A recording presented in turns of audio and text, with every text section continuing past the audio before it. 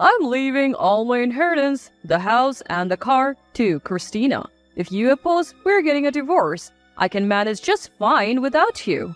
My husband Darren suddenly declared he would give away the inheritance I received from my grandfather to Christina, our eldest son's fiancé. The man who was once so kind had turned utterly selfish. But now I know this is his true nature. I decided to play my trump card and bring both my husband and Christina down a notch. First, it seemed like the two of them had a big misunderstanding. So I decided to correct that. Imagining the look of despair on their faces, I began to speak. My name is Shiri. I'm 45 and work part-time while managing the household. Darren comes from a wealthy family that owns a business and he works in his parents' company. We met in college where I was raised in a very average household. He was a gentleman when we met, and I liked his laid-back demeanor. He never looked down on me, so we got along well. He was a bit naive, having been raised as a cherished son, but I loved even that about him. When my grandfather suddenly fell ill and passed away during our college years, Darren was there for me. I was devastated, but Darren helped me get through it. My grandfather left me an inheritance including a house and a car. Though the house is old, it's comfortable, so we moved in. Darren now uses my grandfather's car for his daily commute. We married when I was 24 and soon after our eldest son Tim was born. I quit my job to focus on raising Tim and taking care of the house. Tim grew up to be a kind man and works for a private company, not Darren's family business. Once Tim was grown, I started working part-time and began to socialize outside the home. I wanted to see the world beyond our home. Darren often had work-related social events, but he told me not to bother attending, so I didn't have many external connections. His business was struggling, so I wanted to contribute to our financial stability. I made some good friends at work and life was going well until something shattered it. One day, Tim called me. "I want to introduce you to someone I'm thinking of marrying." Really? I felt sentimental thinking my son had found someone special. I wasn't upset, I was actually happy. I was looking forward to meeting her, but when she arrived, she was, let's say, a character. Her name is Christina, and her father is an executive at a large corporation. She met Tim through work, and although they work at different companies, they continued to see each other and started dating. That wasn't an issue. Her personality was, in a word, Christina was a drama queen. The moment we met, Christina greeted me with an exaggerated, "Hello, you must be Sherry, right? Nice to meet you," while batting her eyelashes. Honestly, I'm not a big fan of this type of behavior, but I thought she must have some redeeming qualities if my son chose her. However, Christina continued to be rude. She complained about the tea and snacks I offered, saying, these aren't tasty, not my style at all." She even mocked me for working part-time. "So you work, Sherry? Even though Darren makes good money, are you bad with finances or something?" When I explained that I wanted to socialize since I had been home raising Tim, she dismissed me, saying, "You're just a workaholic." Furthermore, her table manners were atrocious. It became apparent during dinner. Darren may be naive in some ways, but he was well taught in table manners. Christina, on the other hand, had a strange way of holding her fork and knife and talked with her mouth full. She had so many etiquette issues that I didn't want to share another meal with her. Tim finally said, "Christina, you can't keep being rude like this." She finally quieted down but was clearly in a bad mood. Later, Tim apologized to me. "Oh, I'm sorry for how Christina acted. She's not usually like that. She's supposed to be more polite and considerate." There is no need for you to apologize, Tim, but I don't want her to be part of our family. I get it. I'll talk to Christina." Tim agreed with me. A few days later, Christina came to apologize, led by Tim. "My pet cat has been sick and I've been in a bad mood. I also don't get along with my strict mother, so I took it out on you, Shiri. I'm really sorry." She bowed her head several times, showing remorse. Darren and I decided to forgive her since she apologized properly. After that, Christina behaved well and was kind to me. My negative impression of her faded and I gave my blessings for their marriage. Eventually, Tim and Christina got married and started a happy life. But that was the beginning of a nightmare. A month after their marriage, Christina showed up at our house with one cat. "This is Mia, my pet. She's not listening to me anymore and I can't keep her. Can you take her?" Oh, wait, you were so worried when she was sick and now you're giving her up? I was puzzled, but Darren said, Oh, why not? We can take care of her. taking care of an animal isn't that simple. I objected, but Darren overruled me and took the cat on the spot. When a family member is in need, you help them out. You take care of this cat. I'm not interested in cats. Darren said this and retreated to his room. He and Christina seemed to get along well, maybe because they both come from wealthy backgrounds, but treating an animal's life so carelessly made me lose trust in him. I tried to find a new home for Mia the cat but had no luck. In the end, I took care of her myself. Mia turned out to be adorable and grew attached to me. It was a good thing, but Christina continued to make unreasonable demands like asking for money or help with chores. Darren indulged her every whim and dumped all the responsibilities on me. I grew increasingly frustrated and suspicious of their motives. I decided to consult Tim and do some digging on those two. One day, I came home from work to find Christina at our house again. Actually, I had something to discuss with both Christina and Darren, so the timing was perfect. But then Darren dropped a bombshell. I want to give all my inheritance, the house and the car to Christina. What? I was stunned. You mean the inheritance, house, and car that I inherited from my grandfather? Yes, I want to give Christina everything your granddad left you. Darren said this as if it was the most natural thing in the world.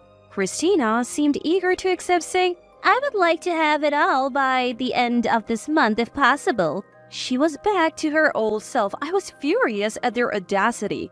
Darren, seeing my displeasure, yelled, Shut up! I'm giving everything to Christina. If you oppose, we are getting a divorce. I can manage just fine without you. The man who was once so kind had turned utterly selfish, but now I know this is his true nature. I decided to play my trump card and bring both my husband and Christina down a notch. First, it seemed like the two of them had a big misunderstanding, so I decided to correct them. Imagining the look of despair on their faces, I began to speak. The inheritance, house, and car are all in my name, inherited from my grandfather. Darren, you can't just give them to Christina. But I'm your husband. We're family. So I should be able to. Inheritances usually go to blood relatives, so it can't be yours. Christina and Darren were dumbfounded. They had been clueless, charging ahead without knowing the basics. In the end, they were just naive, spoiled children. They had been raised in privileged environments and lacked common sense, but I had more to say. I decided to add another counterattack. Wait a moment. I went to my room and returned with several documents, showing them one in particular. The color drained from their faces. It was a report from a private investigator on Darren's infidelity. Arms crossed, I showed them a photo of the two of them looking quite cozy together. Darren started to stammer out an excuse. Oh, when I'm with Christina, I feel glamorous and at ease. Being with you feels like we're struggling. And it stresses me out. I mean, you are a responsible woman, and I thought you would handle all the difficult stuffs. Plus, you inherited things from your grandfather, so I married you. But I have reached my limit. His words turned into outright insults against me. It was clear Darren had been using me all along and felt no remorse. Instead of apologizing, you're making me uncomfortable? I will gladly divorce you and demand alimony. I pulled out divorce papers, already filled out on my end. You seem to want a luxurious life, so you would probably prefer to be without a commoner like me? You even said you wanted a divorce just now, but you're not getting anything from my grandfather. Darren looked at Christina, who was throwing a tantrum. Why is this so different from what we discussed? Now we get nothing and have to pay alimony?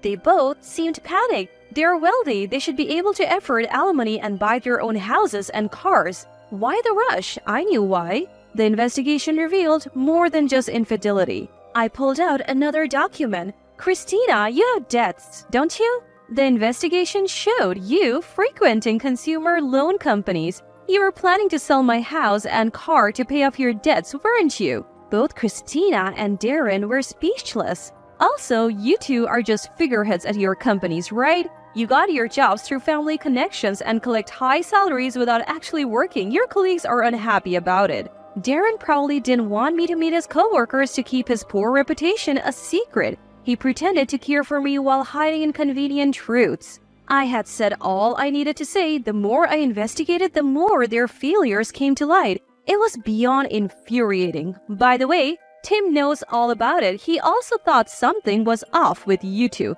so he and I requested the investigation. The two grew even more frantic, but others knew about their deeds as well. Since it's a big deal, I thought I would teach that too. I thought I would share that when the front door opened and 3 people walked into the living room. One was Tim, and the other 2 were Darren's father, Kyle, and Christina's mother, Matilda. Both looked furious. We heard everything from Tim. You two have been having affairs, accumulating debt, and acting recklessly behind our backs. As Kyle confronted them, Darren and Christina looked at Tim as if to say, "Why did you tell them?" Tim spoke sternly. I had a talk with Mom about this. We decided to inform both families about your and Dad's wrongdoing and take some sort of action. I can't forgive Christina's affairs and debts either. Tim was unusually angry. Christina hesitantly asked Tim, "Hey, when you say both families, does that mean people other than your mom know too?"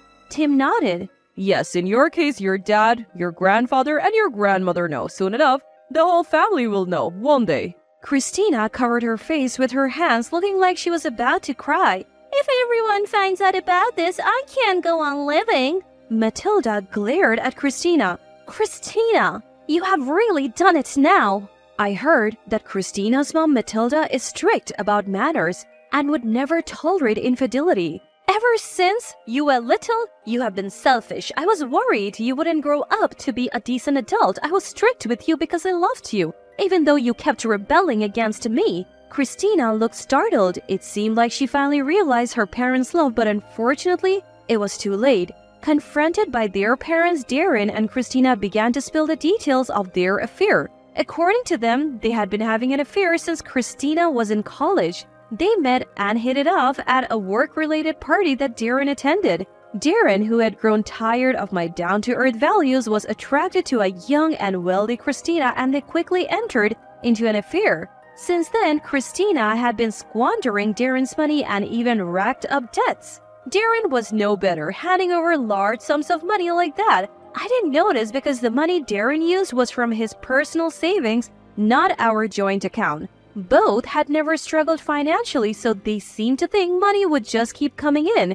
They continued to accumulate debt until they were cornered and set their sights on my inheritance. They thought they could manipulate me by threatening divorce. Christina even married Tim for his money. Tim works for a big corporation and seems financially stable, so Christina approached him. Not only that, she thought it would make it easier to continue her affair. What's even more unforgivable is that Darren was the one who suggested the marriage. Darren had the audacity to use his own son to facilitate his affair. But it seems Christina didn't like me at first sight and acted rudely. She almost jeopardized the marriage, so she pretended to repent to secure it. After hearing everything, Kyle was furious beyond words. "Oh, Darren is so selfish. I'm firing him." Hearing this, Darren was shocked. You're kidding, right? I gave money to Christina, so I don't have any savings left. You got me this job through your connections, and you've been paying me well.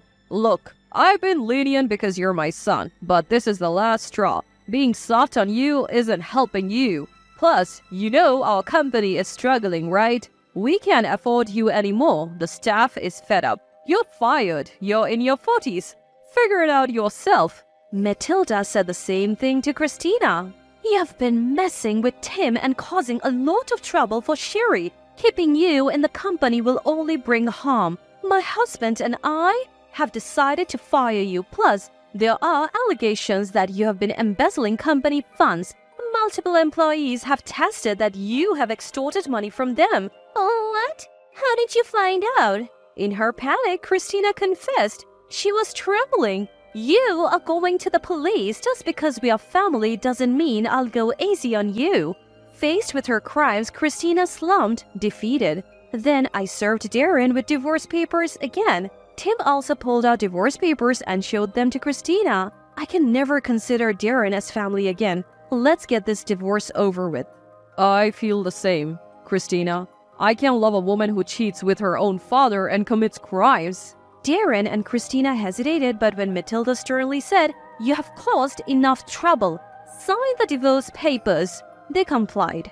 Tim and I submitted the papers to the courthouse that day and cut ties with them. As a result of a family meeting, Darren and Christina were disowned. Christina was lectured by Matilda for over 2 hours and then handed over to the police. Darren was kicked out of the house and now has to fend for himself. In the end, Darren and Christina, who once loved each other deeply, broke up. They blamed each other for their wrongdoings, which seemed to be the cause of their fights. Their parents apologized to Tim and me. They bowed their heads repeatedly, saying they had caused us great trouble by raising their children poorly. We forgive you. The blame lies solely with Darren and Christina, we said. Tim also said, I don't blame you all, since you have properly disciplined them. no matter how spoiled they were, Darren and Christina were the ones who actually caused the problems. They committed crimes of their own accord, not because their parents told them to, so we didn't blame the parents. Christina, due to her embezzlement and extortion, now had a criminal record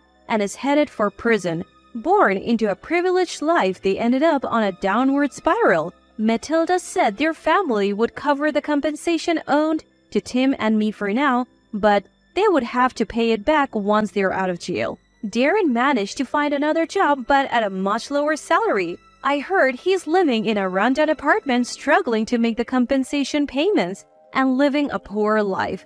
I think it's all their own doing, and I hope they continue to suffer. As for me, I have managed to keep my home and am living a peaceful life with Tim and Mia. With my part-time income and Tim's salary, we're not struggling financially. We spend our weekends having fun with Mia. Despite being caught up in a terrible incident, we have managed to resolve it and return to a happy, normal life. I hope this continues for a long time to come.